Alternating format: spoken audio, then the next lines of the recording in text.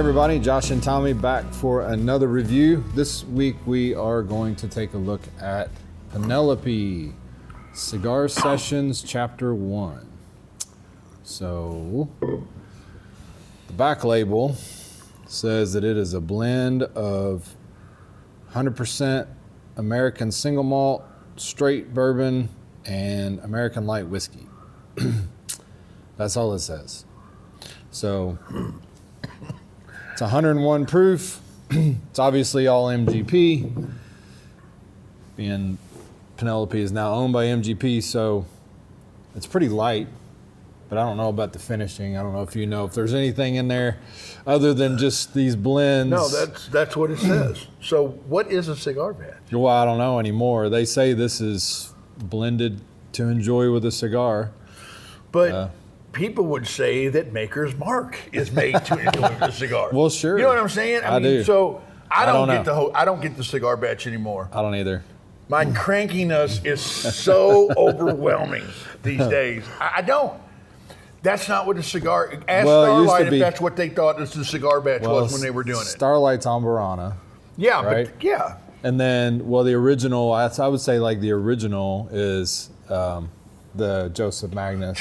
Magnus didn't have anything to do with that. What's in that one? No. It's, they finished it in like cognac and what? Like just not that. thing. It wasn't a single malt, and it wasn't American light whiskey. Was not in the mix. So I don't know where it's graduated to. I don't know what the cigar batch these days has graduated to. We'll taste it. I haven't tasted this. You know, I come in here. I try not to have preconceived notions. Well, I don't either. We've had maybe a couple of cigar batches. Yeah. Over the last couple of years on reviews, we've done an Ambarana ourselves with Starlight. Yeah. We did we did taste the Joseph Magnus. Yeah. Or whatever it's called. I can't remember any numbers that we've associated with those. No. I can't remember what we scored them at all. I would assume, though, not being a cigar connoisseur myself, that they're looking to draw out some sort of smoky flavor in the bourbon, right? So Ambarana's kind of like not really there, in my opinion. You're getting closer when you're doing like cognac finishes and I agree with that. That kind of a stuff. So thinking about this, I don't know the percentages of what it goes in here, but if it's a heavy percentage of American single malt, you're gonna potentially get some smokiness and some peatiness. Okay. That we're not gonna like. Right? I'm just letting you go, man. There you go. I don't know. If that's a roundabout way of getting there to get to that cigar batch, then that makes as much sense as anything I could have come up with. But maybe not being like they don't want it to be a single malt, like real heavy. Yeah. So they just kind of taint it with that, single malt. Yeah. Okay. Stuff. No, it makes as much sense as anything I've got. I don't get it. I don't think there's any. It's just like anything else. There's define small batch. Okay, it means nothing. Right. It means nothing. So if you see cigar blend on there now, it's falling into the realm of small batch. That means absolutely nothing. Well, other than that they think that it should be consumed with a cigar. Okay. But I mean, I don't know. Like I said, if I was drinking a cigar, I don't know that I would care what my bourbon is. That's what I'm saying. But I guess you can, like if you really got down to the fine points, right? We pair bourbons and wines with foods and things like that, kind of trying to. Yeah. So maybe this is just their. Okay, that's fine. They're saying this pairs well with a cigar. And when Fred and Freddie No sit down at Booker at their place and they go, hey, what would go good with the cigar? Hey, Booker's. That's our Booker's blend. That's our cigar brand for the day or blend for the day. Right. Just grab a Booker's. Subjective. All right. But it is light, so I'd say the color on it's quite light. So that would tend to think that there would be some youth to it, or maybe a lot of single malt in there. There's not a lot of color to it. It's kind of. Yeah, I don't know what to think about the nose. Copper. Yeah, it's different. It certainly is. It's definitely got some single malt influence to it. It's smells young. I'll just say that.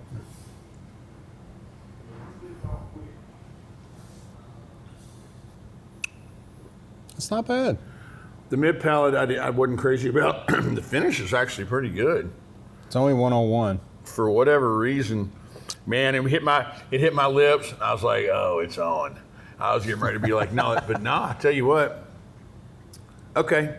I'm gonna tell you what. If all single malts could have any frame of reference like this, or be associated taste like this, I could get on board. It's not bad. It's not. It doesn't have a heavy smoky. You could tell it's subtly smoky. Yeah. So if that's what they're going for, they nailed it. There's more light whiskey than single malt. You know what I'm saying? There's more malt. No. Yeah, I would agree with that. There's more light whiskey. That's more light whiskey. But they also say there's some bourbon in here, don't they? Oh, I don't know. Yeah. It's a blend of straight bourbon. Oh, okay. Single malt. Okay, I was thinking only light American whiskey. light whiskey and single malt. Okay, that makes sense. Yeah. And I'm not overly crazy about the nose. Yeah, the nose is the worst part. Yeah, when I go back, it's especially. But if you're analyzing this based on what they're probably trying to do, which is create something that's slightly smoky but also slightly sweet like a bourbon, they did pretty good. Man, it's got a real kind of pastry sweetness to it about 3/4 of the way, and then the finish is good. Mid palate is just a fair to middling to me, but as it works its way back, it's got a really kind of cool, kind of bakery sweetness to it, which is cool. I'm a little surprised, but no, hey, it's better than I thought, and that's always a good thing. Yeah, that really is kind of not shocking to me, but it is certainly better than I thought it was going to be. Yeah, not a hint of amber almond either. Oh, don't we love that? Don't we love that? So I would assume this is not finished. I think know. you could get that flavor from that blend. I think they did. Yeah.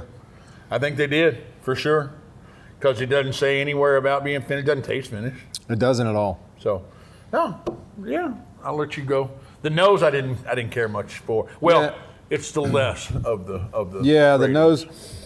If I were to smell this, not knowing what it was, I would say it's just a very young or a light whiskey or something along that line that doesn't have a lot of age on it. I agree.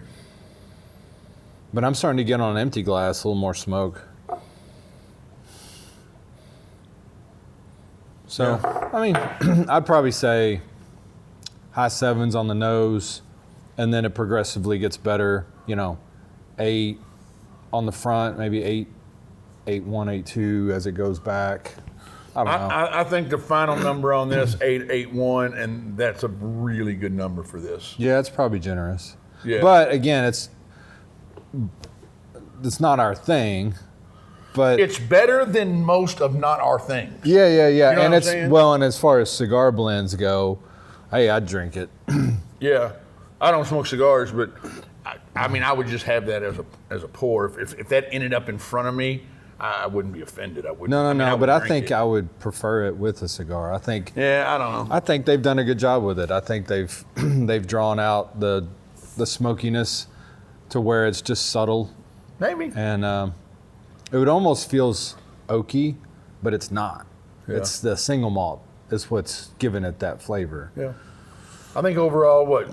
8.1's fine. 8 or 8.1? 8.1?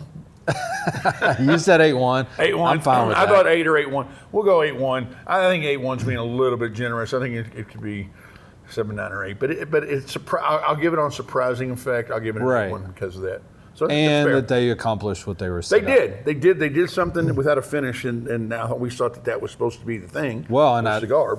And kudos for that, I think, because now you have, what maybe could be, categorized as a cigar blend, whatever that means. Nobody knows. Nobody. But knows. the first people to do it without putting it in anything else other than an Amburano or a cognac or anything like that. Yeah. So well done. They did a good job. Yeah, sounds good. So Penelope's always, I think they're always surprising us with new things, and yeah, kudos to them. So they keep innovating. So it's good. Yeah. So that is our review of the Penelope Cigar Sessions Chapter 1. We'll see you next time. See you.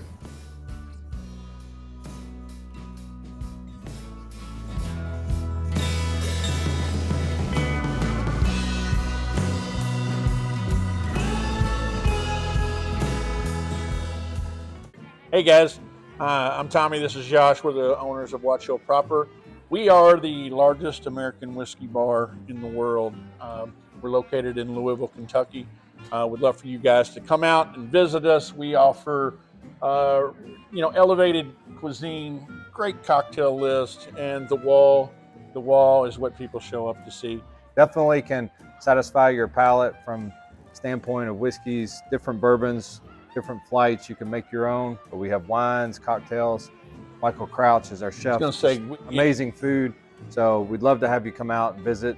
Join us for dinner, join us for a tasting. Check us out on the website, watchhillproper.com. You can make reservations. You can see our events that we have on the calendar, and we'd love to have you.